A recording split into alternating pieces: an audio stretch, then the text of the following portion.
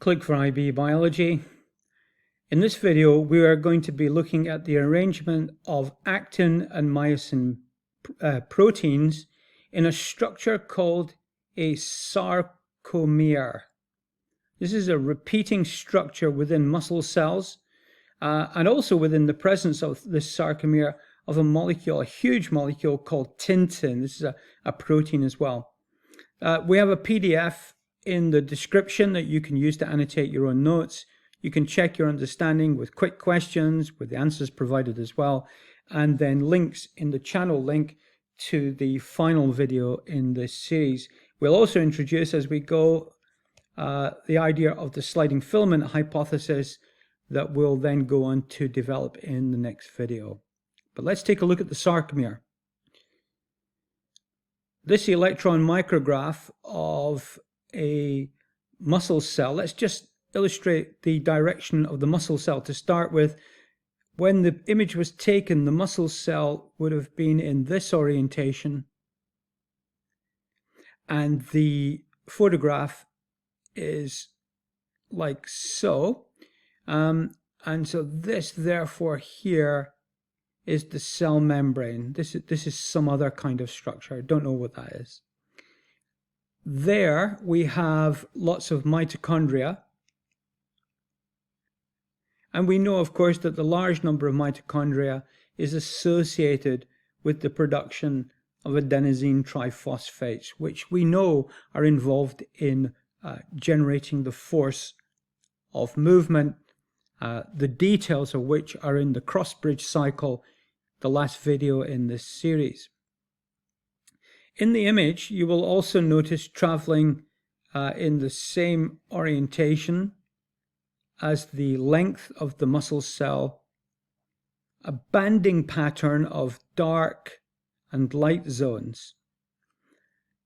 There is a repeating unit within this, which I'll now show you, is from here, down to here.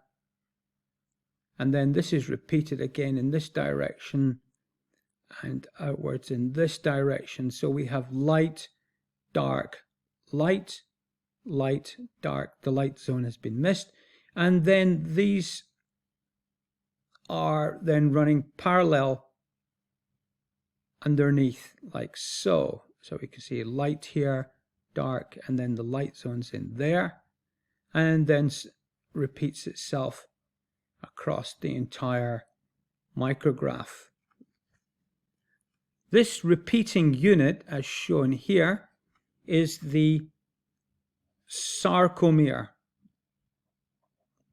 And this is a repeating unit of actin and myosin molecules that give this appearance of the dark and light bands. So at the molecular level, let's take a closer look.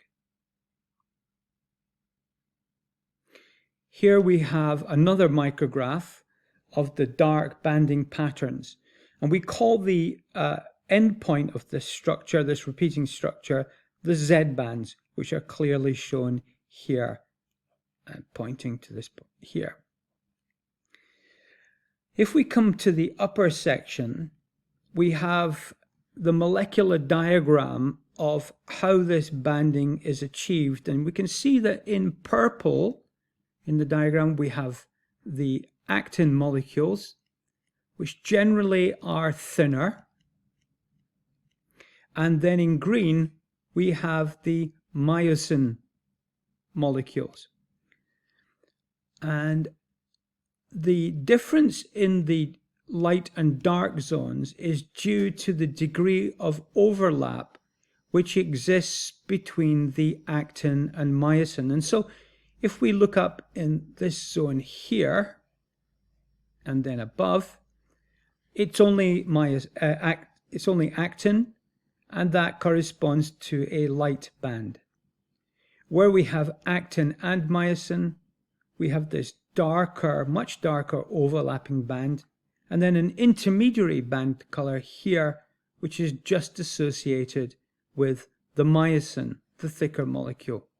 So we have three different shadings, one with just actin, the light band, one with the medium band, which is just myosin, but where we have actin and myosin, we get the darker bands. Now, the significance of this diagram is that during a muscle contraction, the distance between Z and Z decreases. They are pulled towards the center. And this suggests that there's interaction between the myosin and the actin, increasing their degree of overlap. Let's take a look at another diagram. So this cleaner diagram, what we're trying to suggest is that this zone here will increase in the degree of overlap. Now that can happen by the myosin moving this way and the actin moving that way.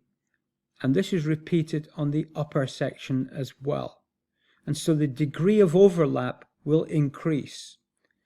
How that degree of overlap increases is explained in what is called the Crossbridge cycle, and that is the subject of the next video. Before we take a look at how that mechanism works, be aware of this molecule here called Titin. This molecule is made up of approximately 34,000 amino acids, making it one of the largest proteins in the human body. And the thing to remember about this molecule is that it has elastic properties. So just like an elastic band, when stretched, it stores energy.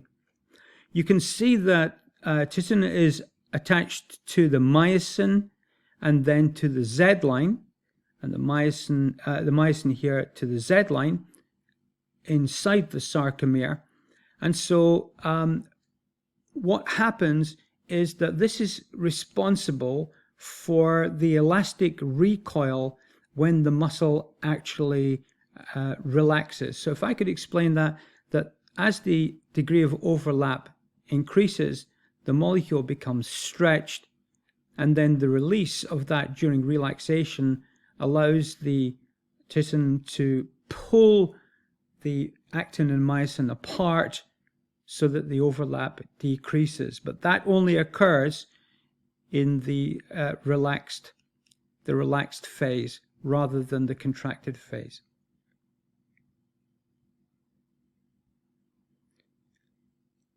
The link appearing takes us to the last video in this sequence on the crossbridge cycling, where we reveal the actual mechanism of shortening of the sarcomere. There's a link to the channel, a link back to the playlist so that you can see the entire videos for this particular section of the IB biology course.